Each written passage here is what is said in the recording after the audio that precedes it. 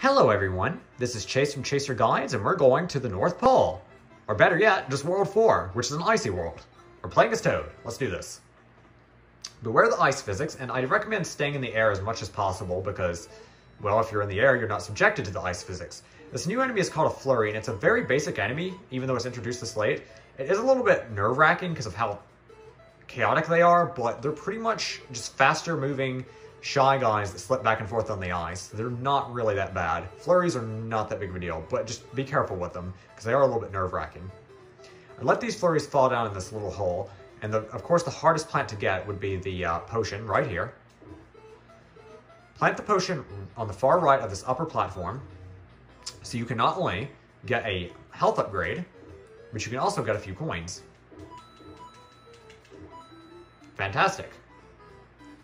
Those other plants, by the way, are just vegetables, I'm pretty sure. I mean, unless there's some randomization to it, but I should go and show it. Why not? Go and defeat Trouter for fun. Just beat a fish with a vegetable. I've never thought I'd see the day never thought I'd hear those words, but yep, I just said those. Anyway, the second vegetable, the first vegetable on this upper section is the potion. That's the best way to get the most coins. Now, you can get 3 coins here, technically, but I think you'd most likely have to miss the mushroom, and even if you didn't miss the mushroom, it's kind of awkward to get that 1 coin, so I'd recommend just going for 2 coins and a mushroom. Now we've got maximum health for this stage.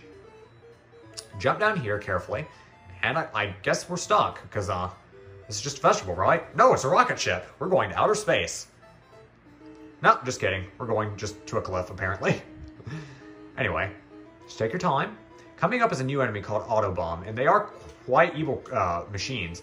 I think they go slightly faster with Shy Guy, but I'm not sure about that. But when they have Shy Guy on top of them, they're taller. They shoot fireballs at you, if they're aiming at you, and they chase you. So like if you get on the other side of them, they turn around and chase you. Now if you take Shy Guy off, they don't shoot fireballs and they won't follow you anymore. They'll just go in a straight line left or right until you despawn them, or they'll hit a wall and turn around. But when Shy Guy's on them, well, they're more deadly, obviously. But don't worry about them too much. They're not that big of a deal. There is some lag in this area, but that's the main part that you have to worry about. After this, there shouldn't be too much lag. Now, autobombs are annoying when they're on staircases because they have so much verticality on you. So I'd recommend picking up a flurry and just tossing it at that guy to make your life a little bit easier. It's very effective.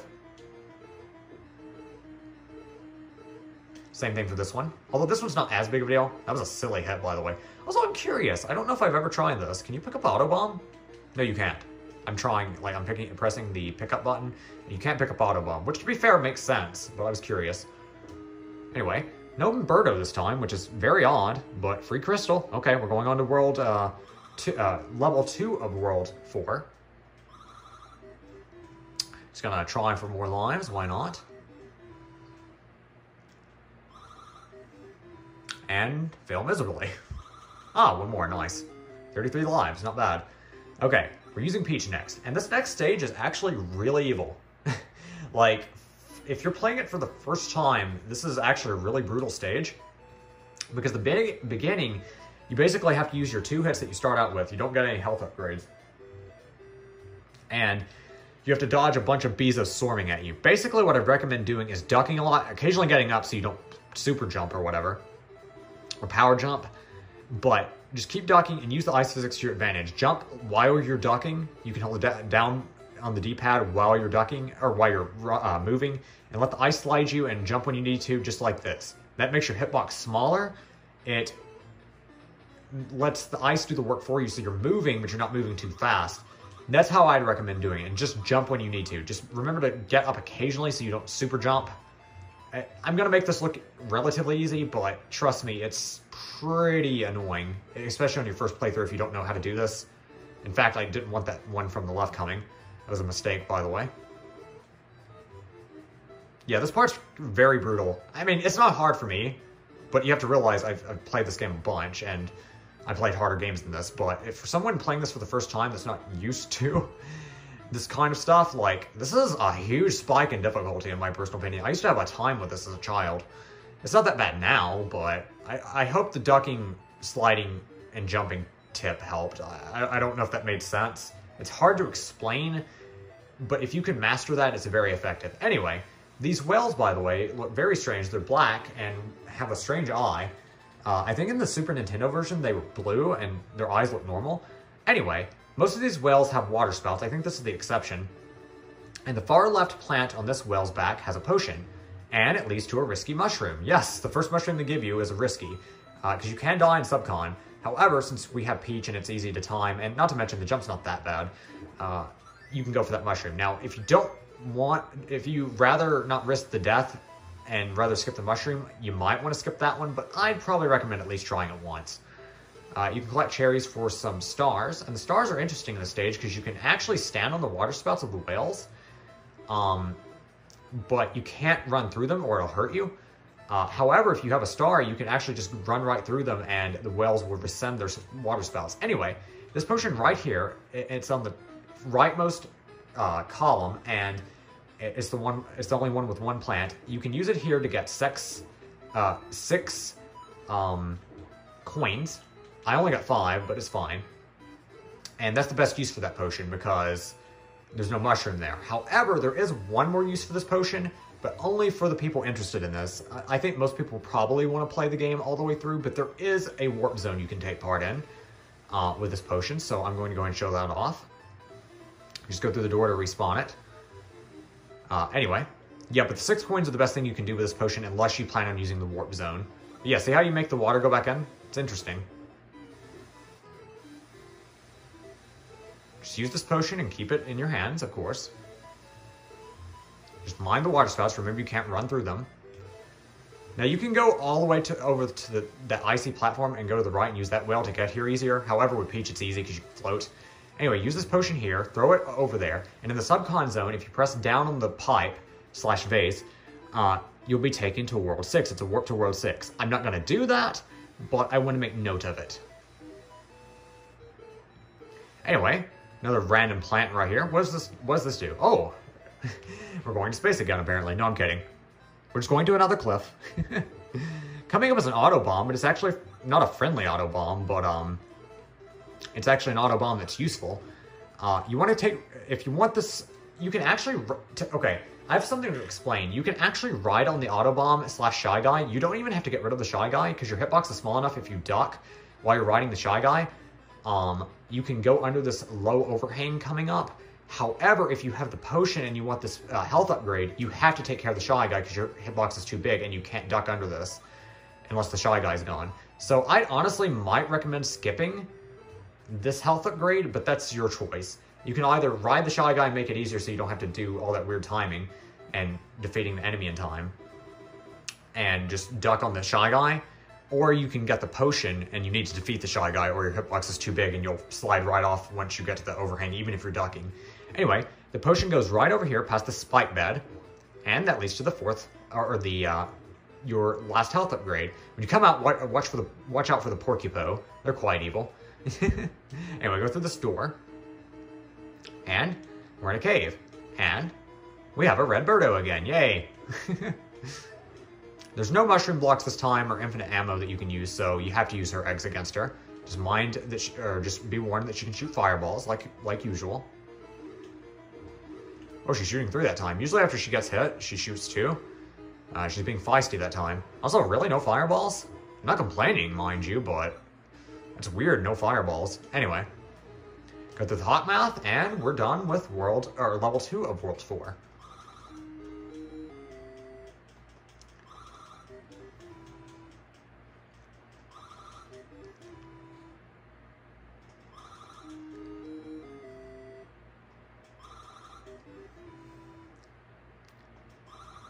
Now we're in the 3rd level of World 4 coming up, and I recommend using Peach again because she has a very nice skip she can do if you'd like to.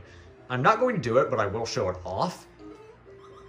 Climb out of this ladder, and right here you see a pink birdo. Don't fight this birdo, however, because this birdo is actually helpful, quote unquote. It's a pink birdo, so you know something's up because we haven't seen a pink birdo as a mini boss in a while anyway. That first plant, the far left plant on that hill is the potion. And you want to throw it off to the far left on these 3 columns, or these 3 pillars.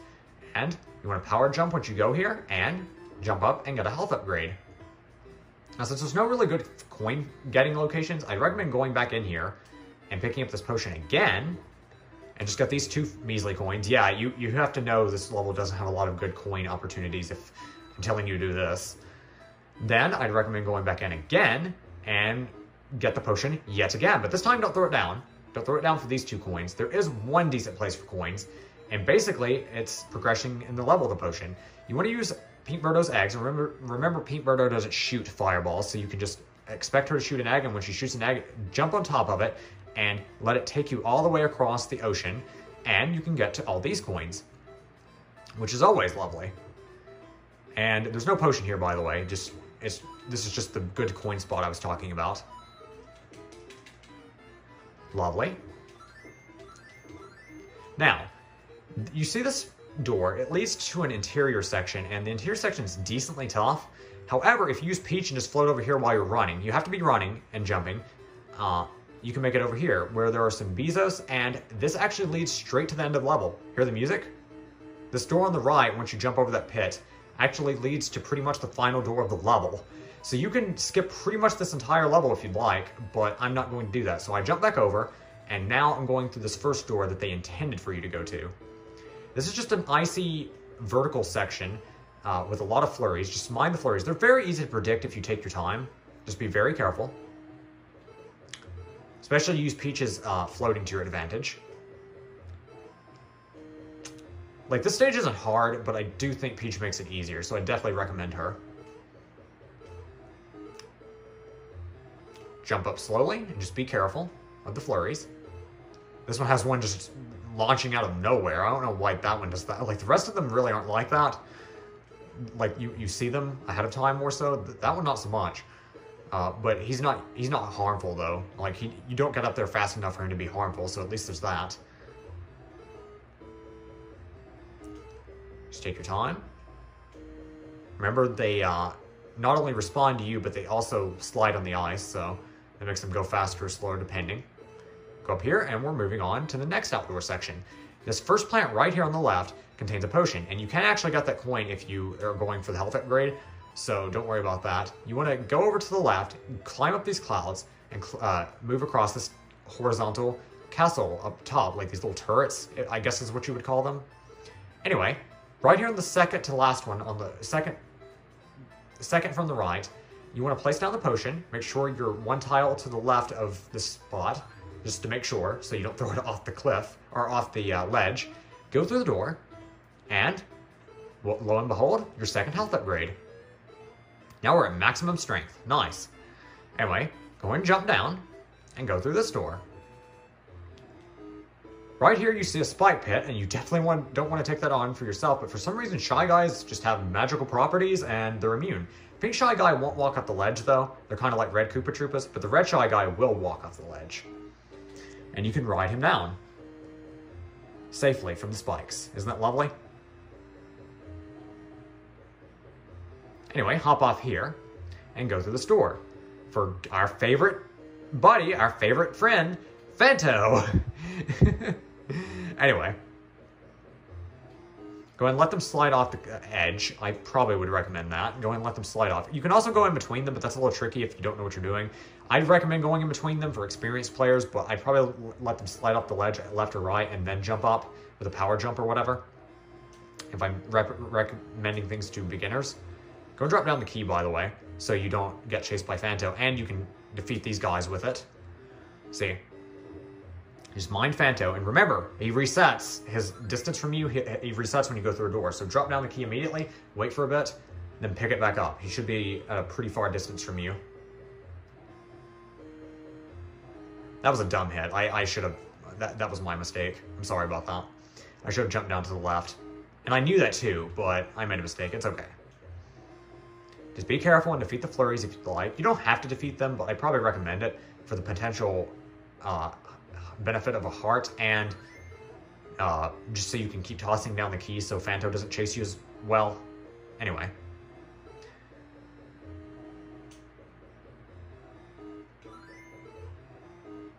Be very careful. Also, if you're standing on this key, you are too high for them to hit you, so don't worry about them too much, the flurries. Anyway, pick up the key again, go through the doorway. Now you're safe from Fanto. All of that leads over here to where we skipped with Princess Peach earlier, with the Bezos. all of that we just went through finally leads over here to the door we skipped to earlier. See? See how amazing that shortcut is? And it's not even hard. Anyway, pick up this crystal orb, and we're heading to the boss. The boss is Fry Guy, and he's basically a big ball of fire. What I'd recommend doing is using the transition zones to your advantage and picking up these mushroom blocks. And I'd recommend piling up, basically, especially if you're a beginner, piling up all of the mushroom blocks up here. You can also hit him if it's in a good opportunity, because he does occasionally peek slightly over the upper ledge. And if he does, you can just throw it down gently and hit him. Now, only hit him twice though like this. Make sure you have all your mushroom blocks up here before you hit him 3 times, because that's when the next phase starts. Also, I didn't mean to do that, crap. That was purely by accident, but I mean, these things happen. Use the transition zones to your advantage though to get away from him.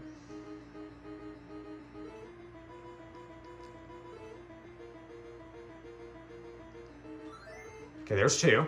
Now I'm going to be very careful. I need to get this last one. He does go faster, I believe. Yeah, I'm just getting creamed by this guy, but whatever. I mean, he is a tougher boss. I'm not showing the best way to fight him. Well, I am, but I'm just failing at it. But he does go faster as you hit him, so maybe it's not a good idea to hit him until you're up here. Once you got everything up here, you want to initiate the next phase. Now, I'd recommend hitting him when he's low this time. Don't hit him when he's high. That was a mistake, unfortunately. You want to hit him when he's down low. And the reason for this is because once you hit him 3 times, that wasn't down low, but fortunately they all went down there. He splits into 4 mini fireballs, 4 mini Fry Guys, and they're decently aggressive, and they all die in a single mushroom hit, and you can actually get them all at once. However, they can't jump very high when on this first phase, so if you get them like this, where there's a barrier like this, you can just do that. When there's like a 2 block high barrier, and they can't jump it, you can get on top of the barrier and just toss a mushroom block down and crush them all at once. Now, if you do defeat them 1 by 1 or 2 or 3, and then there's like 1 or 2 left or something, they do get progressively faster and more aggressive, and they can leap much farther, much faster, and they're a lot more aggressive, so just be wary of that. I got lucky with my setup, but I'd recommend if your blocks didn't happen to be like that, and the fireballs didn't, the mini Fry Guys didn't get stuck, I'd recommend staying up here. And if you have a bunch of blocks up here, just keep tossing them down and hoping you can defeat them before you have to jump back down. Because if you have to jump back down, the mini Fry Guys, when there's like 1 or 2 left, they're very, very aggressive and very good at killing you. But anyway, that's enough for Fry Guy. I failed miserably on him. In my practice run, I didn't. Of course, hit the record button and then you screw up, but it's not a big deal. I still beat him, and I think I explained my strategy well, even though I kind of fumbled with actually fighting him. But, it's water under the bridge. I'm good. But yeah, that's how you fight Fry Guy. Just stay up the top and be very safe. And if you need to go down, just use the transition zones to your advantage. But once there's like 1 mini Fry Guy, he's very aggressive, so be very wary of that. But yeah, we're done with World 4. Alaska. No, just World 4, not Alaska. Anyway. So, next time we're going to World 5, which I believe is actually a jungle world. I think I said that about World 3. I think World 5 really is a jungle world. I'm going to be very sad if I'm wrong again. But I think World 5 is a jungle world. So I look forward to that.